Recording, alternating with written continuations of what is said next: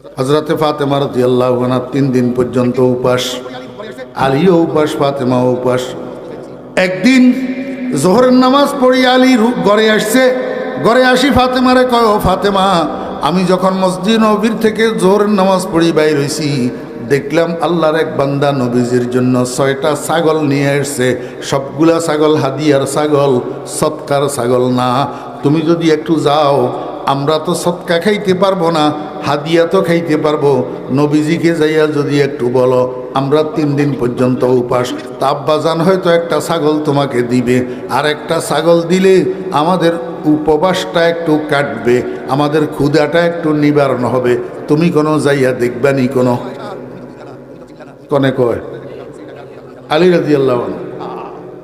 হযরতে ফাতেমা রাদিয়াল্লাহু আনহু যাইব না যাইতো না হস্তাইতে আসরের নামাজের পরে মাগরিবের আগাত দি গেছে, মাগরিবের আগাত দি গেছে। যাই খবর লইছে রসুল আকরাম সাল্লাল্লাহু আলাইহি ওয়াসাল্লাম কোন ঘরে আছে, খবর পাইল হযরত আয়েশার ঘরে আছে। ভিতরে হযরত আয়েশা সিদ্দিকা রাদিয়াল্লাহু আনহার নবীজি বসে বসে গল্প করতেছেন, দরজা কিন্তু বন্ধ।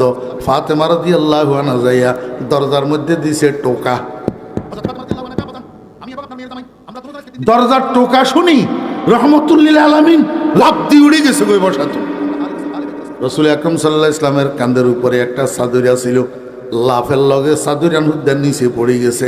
আম্মা আয়েশা সিদ্দিকা রাদিয়াল্লাহু আনহা কয়, ইয়া রাসূলুল্লাহ, এইটা কি? আপনি একদম ব্যতিব্যস্ত হয়েছেন কেন? যেই লোক আসছে দরজায় টোকা দিছে, সে নিশ্চয় নিজের কাজে আইছে, নিজের কাজ সমাধা করা ছাড়া তো যাইতো না।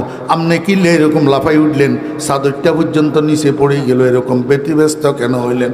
নবীজি কয়, ও আয়েশা, তুমি তো বুঝলা না, তুমি তো চিনলা না, তুমি তো জানলা না, দরজায় যে টোকা পড়ছে এটা কার টোকা তুমি জানোনি? এটা আমার কলিজার টুকরা ফাতেমার টোকা। মুসলমান ভাইয়েরা, আমরাও তো সন্তানদেরকে মহব্বত করি, গলার আওয়াজে না চিনি। ভাইয়ের তুন আব্বারে আম্মারে কই ডাক দিলে বুঝি যে ইয়ার হুতিয়া আজি, কিন্তু গলার আওয়াজে না মুখস্থ। ওই টোকা কয়জনে মুখস্থ করেন? টোকা শুনি কে কে বুঝেন যে এটা আমার ভূতের টোকা, আমার জিয়ের টোকা, এটা কয়জনে বুঝবেন? রসুল আকরাম সাল্লাল্লাহু আলাইহি ওয়াসাল্লাম ফাতেমা রাদিয়াল্লাহু আনহারে কি পরিমাণ ভালোবাসতেন।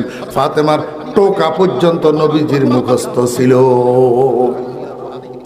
দৌড়াইয়া আসছে দরজায়, আব্বাজান দৌড়াইয়া দরজায় আসছে, দরজা খুলছে, দরজা খুলি দেখে আল্লাহু আকবার, ফাতেমার জীর্ণ শীর্ণ অবস্থা, শরীর কাঁপতেছে, দাঁড়াইতেও কষ্ট হইতেছে। কারণ এক বেলা দুই বেলা না তো 3 দিন পর্যন্ত উপাস। একটা মানুষ 3 দিন পর্যন্ত উপাস থাকলে মানুষটার অবস্থাটা কি হয়?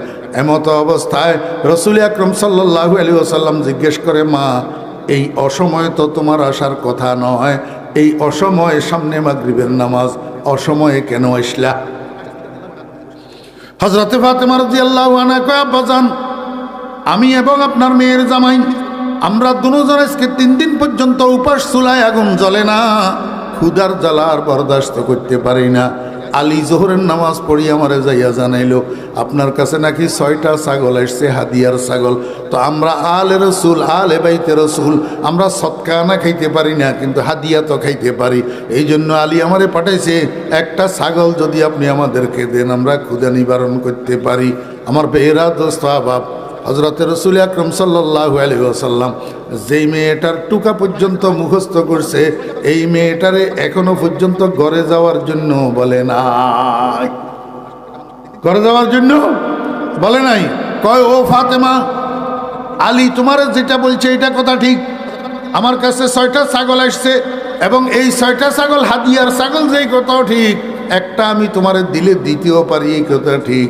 কিন্তু ফাতেমা, এই একটা ছাগল খাইয়া শেষ হইলে এরপরে যদি খোরাক ঘরে না থাকে তখন কি করবা? তখন তো আবার উপবাস থাকতে হবে। কয় যে, তুমি আব্বা আমার একটা পরামর্শ ধরো, ছাগল নিও না, বরং আমার থেকে 5টা কালিমা নিয়ে যাও।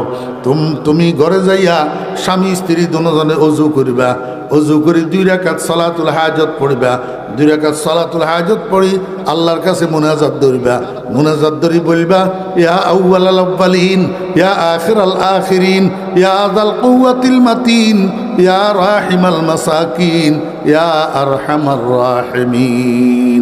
কয়টা হইল? 5টা কালিমা। ইয়া আউয়ালাল আউয়ালিন ইয়া আখিরাল আখিরিন ইয়া যাল কুওয়াতিল মাতিন ইয়া রাহিমাল মাসাকিন ইয়া আরহামার রাহিমিন। এই 5টা বাক্য পাঠ করিয়া আল্লাহর কাছে রিজিকের জন্য দোয়া করিবা। আল্লাহ পাক মৃত্যু পর্যন্তর জন্য রিজিকের ফয়সালা করিয়া দিবেন।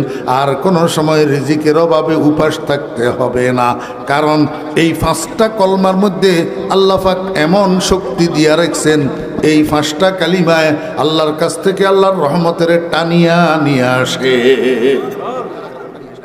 ফাতেমা, এখন তুমি চিন্তা করেই দেখো, আমি তোমাকে এখতিয়ার দিলাম কি আমার থেকে এই 5টা কালিমা নিয়ে যাইবা না ছাগল নিয়ে যাইবা?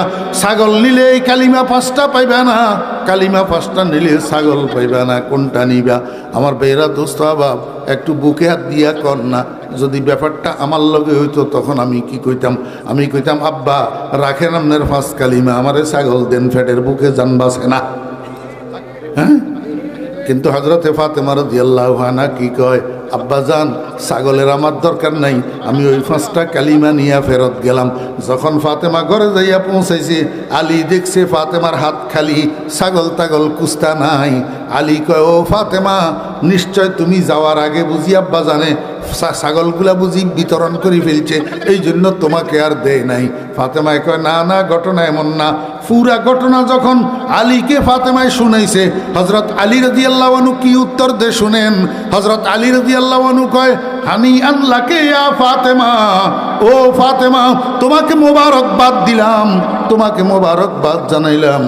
লাকাদ যাহাবতি লিদ দুনিয়া ওয়া আতাইতি বিদ দুনিয়া ওয়াল আখিরা।